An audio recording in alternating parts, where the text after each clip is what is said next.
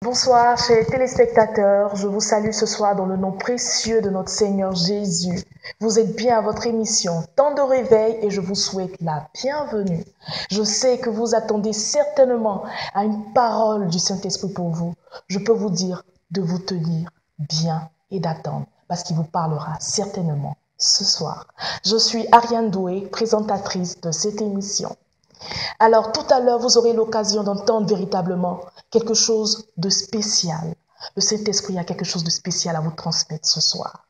La Bible dit qu'il y a un temps pour tout, un temps pour toutes choses sur terre. Ecclésiaste 3, verset 1. Vous avez maintenant l'occasion d'écouter le message du Saint-Esprit au travers du prophète Guillaume Kofi. C'est maintenant. Bonne écoute à nous tous.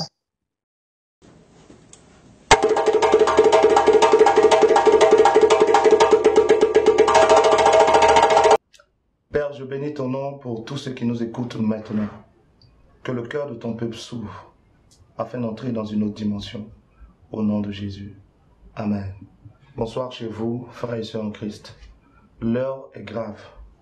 L'heure est grave parce que nous appartenons à cette période dont Jésus parle, appelée la fin des temps. Et dans cette période, nous nous trouvons, il y a tellement de choses qui se passent que pour être encore en paix, cela est parfois difficile. Les bruits de guerre sont répandus. On n'a plus besoin de chercher. Dans le livre de Matthieu 24, Jésus disait dans les derniers temps, vous entendrez parler de guerre, de bruits de guerre, de famine et tout ça. Quand vous regardez, ces choses se sont déjà accomplies. Et nous sommes dans une période tellement critique dans le monde spirituel que la seule chose que nous puissions faire pour pouvoir garder notre paix, c'est de revenir sur la base de la parole de Dieu. C'est de revenir sur le fondement de Jésus-Christ de Nazareth. Le Saint-Esprit, l'Esprit de Dieu, est l'Esprit qui parle encore aujourd'hui. Comme dans les temps passés, au temps de Noé, au temps d'Abraham, au temps d'Isaac, au temps de Jacob, au temps d'Élie, au temps d'Élisée, il n'a pas cessé de parler. Aussi dans notre génération, Dieu continue de parler. Mais Dieu n'est pas un Dieu bavard. Dieu est le Dieu qui parle. Et qui, lorsqu'il parle, s'attend à ce que son peuple écoute, oui, mais que le peuple mette en pratique. Un homme du nom de Paul, pour ceux qui lisent la Bible, vous le connaissez, a dit ceci. Dans les derniers temps, les gens auront la démangeaison d'entendre. Ils auront la démangeaison d'entendre. Ils s'établiront eux-mêmes des docteurs, des hommes qui prêcheront des choses qu'ils aiment. Et nous sommes dans cette période où plusieurs orateurs, plusieurs messages viennent pour nous caresser. Des messages qui nous font croire que nous pouvons faire ce que nous voulons. De toutes les façons, la grâce de Dieu est quand même sur nous. Non, la Bible ne dit pas cela. Et ce soir, Dieu veut nous parler. Il faut que dans ton cœur, il y ait une résolution. Non seulement d'écouter, mais de mettre encore en pratique la parole. Les derniers temps sont caractérisés aussi par un phénomène. Le phénomène de la délivrance. Combien de personnes ne sont-elles pas déjà passées à la délivrance? Combien de personnes dans leur nuit, dans leur sommeil ne sont pas poursuivies par des démons, par des esprits impurs, des gens d'hommes et au lever du jour remarquent sur leur corps des traces. Des femmes d'hommes et des esprits viennent en rêve, dans leurs rêves, coucher avec elles. Des hommes qui veulent entreprendre des actions, aller dans le domaine du travail, sont limités par la sorcellerie. Peut-être que toi tu ne crois pas en la sorcellerie, mais elle existe.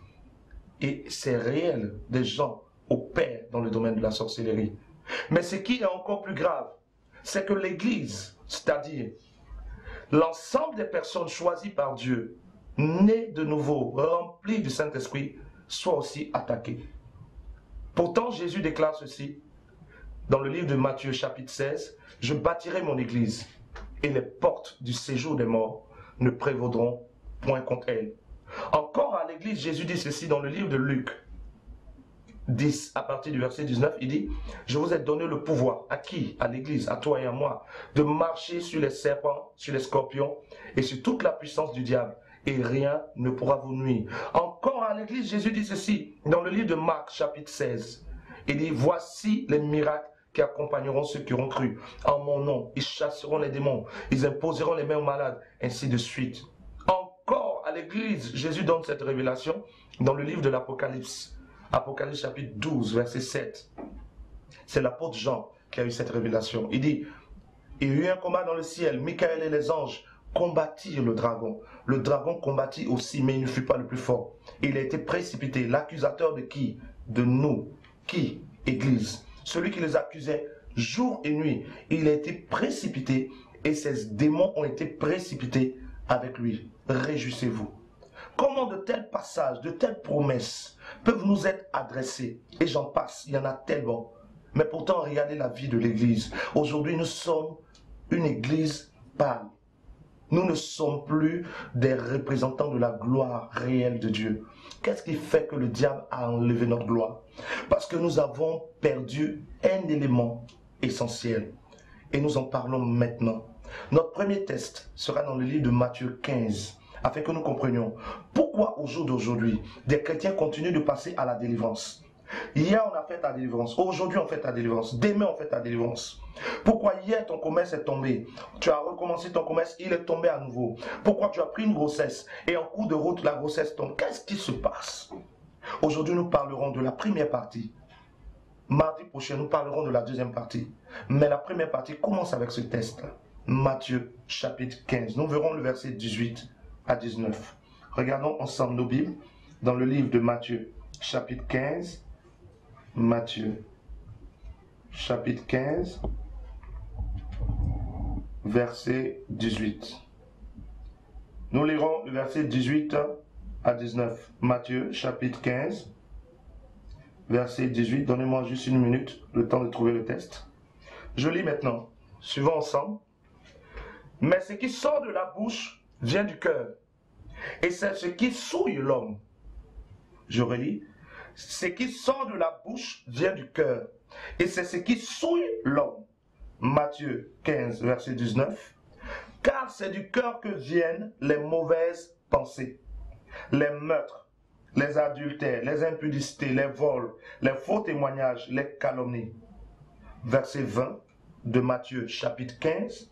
Voilà les choses qui souillent l'homme. Même manger sans s'être lavé les mains, cela ne souille point l'homme. Dans le contexte, qu'est-ce qui se passe? Des gens s'approchent des disciples de Jésus et ils disent aux disciples de Jésus, vous ne lavez pas vos mains avant de manger. Et ils viennent se plaindre à Jésus pour dire à Jésus, mais tes disciples ne lavent pas leurs mains et ils mangent. Et Jésus leur dit, même s'ils ne lavent pas leurs mains et qu'ils mangent, ça ne les souille pas spirituellement. Mais ce qui va les souiller, c'est ce qui sort de leur cœur. Regardons un autre texte qui va nous aider ce soir. Dans le livre de Luc, nous verrons le texte dans le livre de Luc. Donnez-moi juste une minute. Luc, excusez-moi. Dans le livre de Jean, Jean chapitre 14, verset 30. Jean chapitre 14, c'est le deuxième texte que nous lisons maintenant, pour toi qui nous prends en marche. Jean chapitre 14, le verset 30. Je fais la lecture. Je ne parlerai plus guère avec vous. Et c'est Jésus qui dit cela. Car le prince du monde, c'est-à-dire le diable, vient. Mais moi, Jésus, il n'a rien en moi. Jean chapitre 14, verset 30. Je ne parlerai plus guère avec vous, car le prince du monde vient, mais il n'a rien en moi. Les deux textes que nous avons nous donnent une vérité que l'Église a perdue aujourd'hui, qui fait qu'aujourd'hui, on t'attaque. On te bloque, on te limite, on prie pour toi, tu fais des prières, tu fais des jeûnes, mais ça ne change rien. Pourquoi ça ne change rien? Parce qu'il y a un problème majeur que tu n'as pas encore compris. Ce n'est pas ce qui rentre d'abord en toi qui te souille, mais c'est ce qui sort de toi qui te souille. Dans le livre de Matthieu 15, que nous avons eu à lire tout à l'heure, Jésus a dit quelque chose de vraiment important. Et il le complète dans le livre de Luc, Jean chapitre 14, verset 30. Quand nous collons les deux textes, nous sortons une vérité simple. C'est laquelle? C'est que toi et moi devons nous demander bien, est-ce qu'en nous, il n'y a pas quelque chose qui appartient au diable? Relisons le livre de Matthieu une dernière fois. Matthieu chapitre 15, verset 19. Matthieu, chapitre 15, verset 19. Il dit, car c'est du cœur que viennent les mauvaises pensées, les meurtres, les adultères, les impudicités, les vols, les faux témoignages, les calomnies. Il n'a pas dit, car c'est des démons que viennent les mauvaises pensées.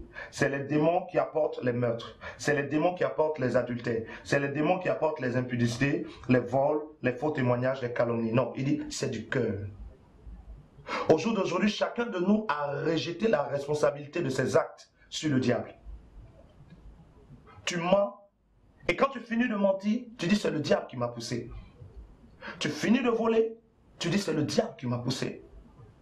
Tu as allé rendre de faux témoignages sur quelqu'un, tu dis c'est le diable qui m'a poussé. Tu es insoumise à ton mari, tu dis c'est le diable, les démons, les maris de nuit qui me poussent. Mais en réalité, le diable ne peut jamais travailler dans ta vie si tu ne cautionnes pas ses actions. Dans le livre de l'Apocalypse 3, à partir du verset 20, Jésus dit ceci, « Je me tiens à la porte de ton cœur et je frappe. Si quelqu'un entend ma voix et ouvre, j'entrerai chez lui, je souperai avec lui et lui avec moi. » Il dit quoi? Il frappe à la porte de ton cœur. De toi à moi, entre le diable et Jésus, qui est plus puissant? Si tu connais bien Jésus, tu diras sûrement Jésus. Et tu as raison. Mais si Jésus, qui est tellement puissant, ne peut pas rentrer dans ton cœur sans ton consentement, alors le diable non plus ne pourra pas agir dans ta vie tant que tu n'es pas d'accord. Voici pourquoi il dit, ce n'est pas ce qui rentre en l'homme qui souille l'homme. Un démon peut rentrer en toi si tu crées une ouverture. Mais ce n'est pas le démon qui te souille d'abord, c'est parce qu'en toi, il y a des pensées qui l'attirent. Le diable n'entre pas là où il n'a pas de place. Le livre d'Éphésiens, chapitre 4, verset 27, il est écrit ceci. Ne donnez pas accès au diable. Éphésiens 4, verset 27. Tant que le diable n'a pas un accès, il ne peut pas rentrer. Tant que le diable n'a pas une ouverture, il ne peut pas rentrer. Et c'est ce que Jésus dit dans le livre de Jean 14, verset 30, que nous avons déjà lu, pour toi qui nous prends marche. Jésus dit, le prince de ce monde vient, mais en moi, il n'a rien. Donc le diable n'avait rien en Jésus. Il ne pouvait donc pas bloquer Jésus dans ses actions. Il ne pouvait donc pas bloquer Jésus dans sa mission. Il ne pouvait pas bloquer Jésus dans son élévation. Pourquoi le diable arrive à te bloquer? Parce que le diable a des choses en toi. Mais au lieu de chercher à les corriger, tu passes ton temps à dire j'envoie le feu contre les démons. Avant d'envoyer le feu contre les démons, vérifie bien si en toi, dans ton cœur, il n'y a rien qui appartient au diable. Dans le livre de la Genèse chapitre 3, du verset 1 jusqu'au dernier verset, nous avons l'histoire d'Adam et Ève. Dieu dit à Adam, tu ne mangeras pas l'arbre le fruit de l'arbre de la connaissance du bien et du mal. Et Adam retransmet cet ordre de Dieu à sa femme, Ève. Le fruit de l'arbre de la connaissance du bien et du mal, nous n'en mangerons pas. L'Éternel l'a interdit. Car le jour où nous mangerons, nous mourrons. Le serpent dit non. Le jour où vous mangerez du fruit de l'arbre de la connaissance du bien et du mal, vous ne mourrez pas. Mais vous deviendrez comme Dieu en ce qui concerne le bien et le mal. Juste après cette conversation, le texte dit, la femme vit que l'arbre était beau à la vue, agréable à donner. Et qui a vu? La femme. Elle prit du fruit et en mangea. Qui a pris? La femme. Qui en mangea? La femme. Elle en donna à l'homme qui prit et qui en mangea. Mais lorsque l'Éternel vient vers Adam, il dit à Adam, pourquoi as-tu mangé? Adam dit, c'est la femme que tu as mis à côté de moi, la femme que tu as mise à côté de moi, qui m'a donné le fruit et j'en ai mangé. Quand il demande à Ève, Ève dit, c'est le serpent que tu as créé. Une fuite de responsabilité. Et ils ont été chassés du jardin. Pourquoi? À cause de leur manque de responsabilité. Adam aurait dû dire, c'est de ma faute. La femme ne m'a pas obligé à en manger. Et la femme devait dire, c'est de ma faute. Le serpent ne m'a pas obligé à en manger. J'en ai pris moi-même. Au jour d'aujourd'hui, nous fuyons nos responsabilités. Quand on nous parle de repentance, nous refusons de nous repentir. Parce que nous trouvons que c'est le diable qui nous oblige à pécher. Prenons un exemple. Tu es beaucoup colérique sûrement, toi qui me regardes. Il y en a parmi nous ce soir qui n'arrivent pas à se maîtriser dans le domaine de la colère. Dès qu'on vous fait quelque chose, pardonner est difficile. Laisser tomber est difficile. Vous vous mettez à crier. Et vous dites que c'est le diable. Ok. Pourquoi, si c'est le diable, quand bien même vous serez dans une ruelle, en train de marcher, c'est un exemple que je donne, vous êtes dans une ruelle en train de marcher, et puis on vous met un pistolet sur la tête. Et quand on vous met le pistolet sur la tête, on insulte votre papa, on insulte votre maman, on insulte votre grand-père, on vous insulte vous-même, on vous gifle. Pourquoi vous ne vous énervez pas? Du moment où c'est le diable qui vous pousse à vous énerver, pourquoi au moment où le pistolet est sur votre tête, vous vous maîtrisez? On ne vous a pas évangélisé. On n'a pas fait votre délivrance. On n'a pas déclaré l'onction. Mais dès que le pistolet est sur votre tête, vous êtes converti. Maîtrise de soi, un coup. Qu'est-ce qui vous donne de vous maîtriser? Si c'est le diable qui vous pousse à la colère, même devant une âme, vous devez vous énerver. Mais là, vous serez très calme. Mais pourtant, chez vous, vous n'arrivez pas à vous maîtriser. Ça veut dire qu'il y a votre décision à l'intérieur de ce problème de maîtrise. Le diable n'en est pas d'abord le responsable. C'est vous qui êtes responsable de votre maîtrise ou de votre non-maîtrise. Prenons un autre exemple. Il y a des personnes qui disent par exemple, je ne peux pas faire un jour sans coucher avec un homme ou coucher avec une femme. Vous allez dans une chambre d'hôtel avec un homme et vous dites que vous êtes folle amoureuse de lui, vous êtes chrétienne, mais vous n'arrivez pas à vous maîtriser, c'est le diable, les esprits sont dans ma vie, me poussent à coucher avec les gens. Ok. Au moment où vous entrez dans la chambre, vous allez vous faire votre toilette et tout. Et puis vous arrivez dans la chambre, le monsieur a laissé son portefeuille, du portefeuille tombe une feuille, sur la feuille ils ont écrit séropositif. Immédiatement vous vous habillez. Qu'est-ce qui vous fait vous habiller? Vous n'avez plus envie? Si. Mais pourquoi vous vous habillez? Juste une feuille vous a converti. Pourquoi malgré la feuille, vous n'allez pas le faire? Votre intelligence rentre en ligne de compte. Donc le diable n'est pas d'abord le responsable de vos actes. Si Satan était considéré par Dieu comme le premier responsable de nos péchés, alors le jugement dernier n'aurait pas de raison. Puisque la Bible dit que Dieu nous jugera pour nos actes. Si le diable en est le responsable, Dieu serait injuste de te juger. Mais si tu es le propre responsable de tes actes, alors Dieu a raison de te juger. Vous voyez des hommes tous les jours à l'église. Esprit de mort, je brise tes œuvres. Esprit des eaux, je te chasse, tout, c'est bien. Mais des fois, les démons rient. Parce que tu es en train d'envoyer le feu sur le diable. Mais tu refuses de changer ton comportement.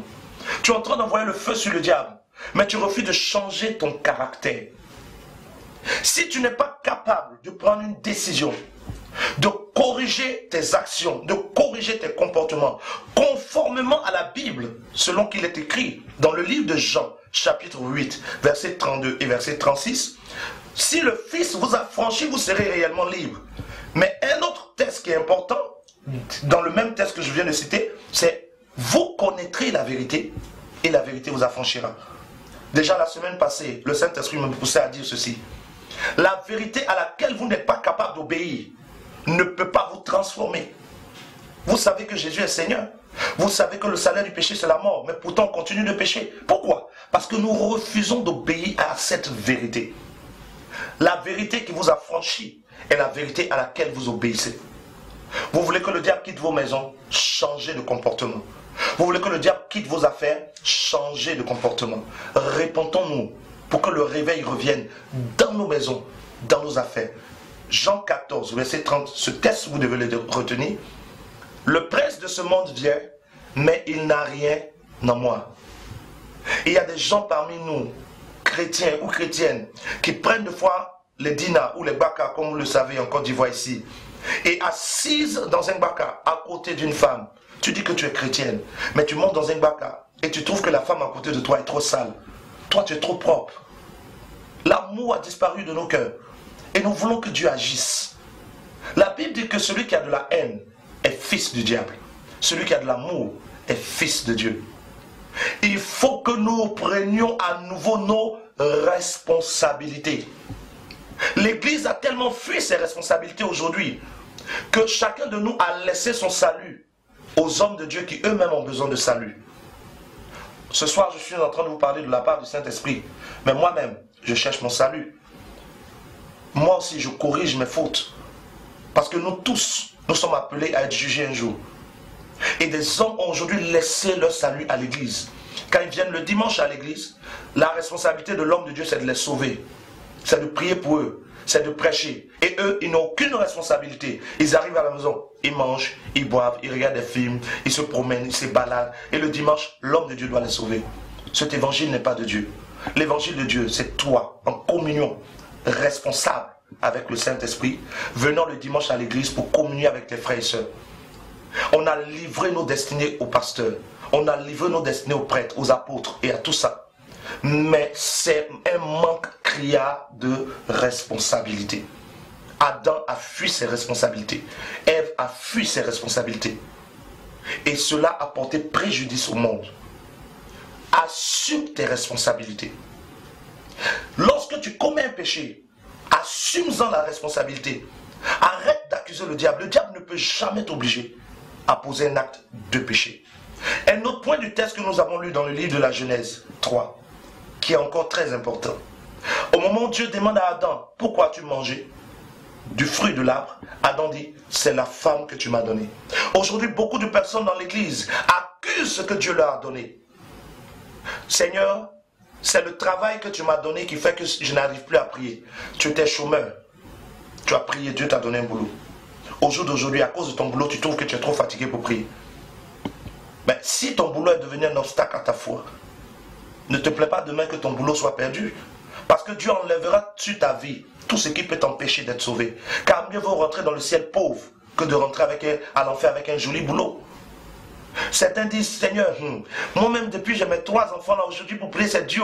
Il crie à gauche, il crie à droite. Pourtant c'est toi qui priais pour avoir des enfants. Ne faisons pas à Dieu ce mauvais coup là. Seigneur, bénis-nous. Et quand il nous bénit, nous disons au Seigneur, c'est la bénédiction que tu m'as donnée qui me fait te désobéir. C'est l'homme que tu m'as donné qui fait que je ne viens plus à l'église. C'est la femme que tu m'as donnée qui fait que je ne peux plus prier. C'est les enfants que tu m'as donnés qui m'empêchent de t'adorer. C'est le travail que tu m'as donné qui fait que je dors trop vite, je suis fatigué. Arrêtons d'accuser Dieu. Dieu t'a donné un boulot, à toi d'assumer la responsabilité de ce boulot et de continuer de servir Dieu. Dieu t'a donné une épouse, à toi d'assumer la responsabilité de ton épouse et de continuer d'adorer Dieu. Quel que soit ce que Dieu t'a donné, arrête de dire au Seigneur, c'est ce que tu m'as donné qui m'a bloqué. Si chacun de nous prend la responsabilité de corriger ses défauts, ses erreurs et ses comportements, si nous nous remettons en cause nous-mêmes et que nous prenons sur nous de dire, Éternel, nous avons péché, nous reconnaissons que volontairement, nous avons fait des choses qui ne te plaisent pas et que nous invoquons le nom de Dieu, Dieu nous sauvera et il le fera pour toi qui m'écoutes. Maintenant, là où tu te trouves, arrête d'accuser ton père. Arrête d'accuser ta mère, arrête d'accuser tes collègues, arrête d'accuser tous ceux qui sont autour. Mais remets-toi en cause. Parce que la même chose qu'on t'a fait, qui te fait tellement mal aujourd'hui au point où tu as des douleurs dans le cœur, on l'a fait à d'autres personnes, mais ça ne leur a pas fait mal. Donc le problème, ce n'est pas l'acte qu'on pose vis-à-vis de toi. Le problème, c'est quel est l'état de ton cœur, toi qui vis cet acte. Vous pouvez voir, pour exemple, quelqu'un à qui on vient dire « tu es bête ». C'est un mot vulgaire. Et ce n'est pas bien de le dire à quelqu'un. Mais supposons qu'on dise à quelqu'un tu es bête. À une personne, on peut dire tu es bête sans qu'elle ne se fâche. À une autre, on peut dire tu es bête au point où elle lève la main pour se battre. Le mot tu es bête ne détermine pas l'action qui va suivre. C'est le cœur de la personne qui entend le mot tu es bête qui détermine l'action qui va suivre. Nos cœurs sont l'origine de tous nos maux. Voici pourquoi quelqu'un a dit dans la Bible, un sage a dit ceci. Garde ton cœur plus que toute chose, car c'est de lui que viennent les sources de la vie. Que la grâce de Dieu vienne sur vous. Prenons nos responsabilités. Arrêtons d'accuser le diable. Il est trop faible pour nous donner des ordres. Nous sommes l'église de Dieu. Soyez bénis dans vos maisons. Père, je veux te prier pour tous ceux qui ont suivi ce message. Donne-nous des responsabilités maintenant. Donne à chacun de nous de se remettre en cause. Tu nous as donné le pouvoir de marcher sur les serpents. Le diable ne peut pas nous commander. Tu nous as donné le pouvoir de chasser les démons. Le diable ne peut pas nous obliger. Tu nous as donné le pouvoir de dominer sur la chair.